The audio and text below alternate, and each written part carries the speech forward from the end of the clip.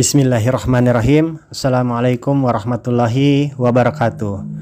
Lanjut kita di materi selanjutnya, yakni denah split plot design RPT dengan dasar RAK. Nah, di materi sebelumnya saya sudah menyampaikan terkait denah split plot design dengan dasar RAL. Hari ini kita lanjut di split plot design untuk dasar RAK secara praktis. Nah, sebelum kita masuk ke denahnya, tentunya saya akan menyampaikan apa keunggulan dan kekurangan dari split plot design ini. Yang pertama, keunggulannya yakni proses pengacakannya lebih fleksibel dan efisien dan dapat dilakukan secara bertahap. Kemudian yang kedua, hasilnya lebih akurat, hasil analisisnya lebih akurat pada salah satu faktor yang dianggap lebih penting. Nah, di dalam hal ini yang dianggap lebih penting adalah petak anakan. Kemudian kekurangan dari rancangan petak terpisah ini atau rancangan petak terbagi, yang pertama mengorbankan ketelitian salah satu faktor perlakuan, dalam hal ini petak utama. Kemudian yang kedua, perhitungan ANOVA-nya atau analisis of variance-nya lebih rumit. Nah, kita masuk ke ilustrasi contoh percobaan split plot design dengan dua faktor, di mana faktor pertama adalah varietas dan faktor kedua yang merupakan faktor anakan petak yang merupakan pemberian dosis urea.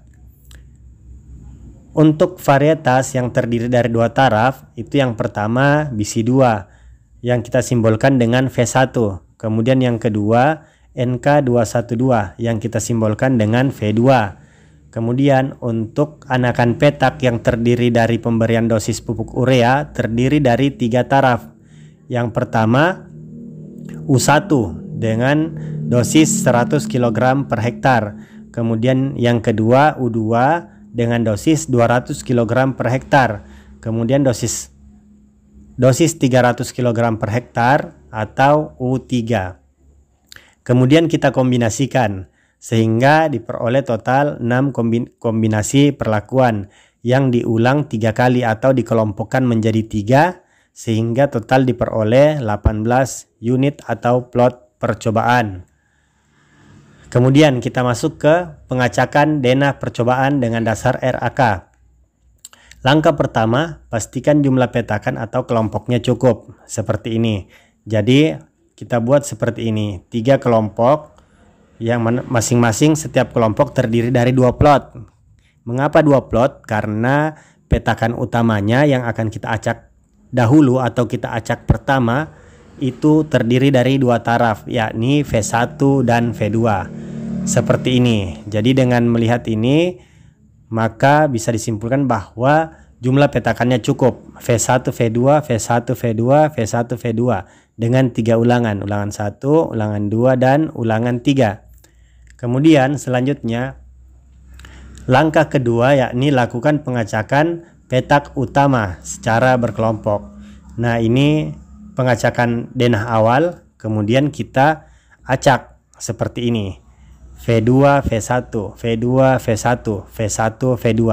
Nah, pengacakan ini dilakukan di dalam kelompok sehingga tidak ada perlakuan yang sama di dalam setiap kelompok. Kemudian langkah ketiga, masing-masing petak utama dibagi sejumlah anakan petak yang diikuti dengan pengacakan anakan petak tersebut. Jadi masing-masing dari plot ini, V2 ini atau V1 dan plot-plot lainnya itu kita bagi menjadi 3. Tujuannya adalah untuk nantinya memasukkan petak anakan di dalam petak utama tersebut. Contoh seperti ini.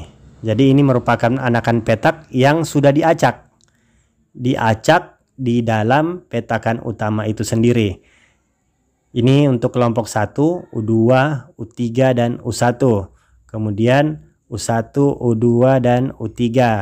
Begitupun untuk kelompok 2 dan kelompok 3. Sehingga ketika dikombinasikan nanti akan menjadi seperti ini. V2 yang di sini akan menjadi V2 U2, V2 U3, V2 U1, kemudian yang di sini akan menjadi V1 U1, V1U2 dan V1U3.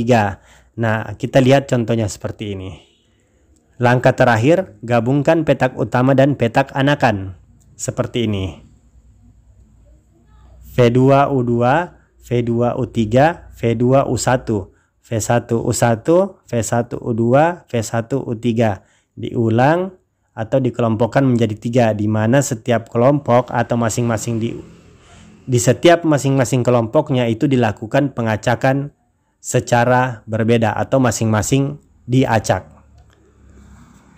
Nah, untuk DNA split plot design dengan dasar RAK cukup sekian. Terima kasih. Wassalamualaikum warahmatullahi wabarakatuh.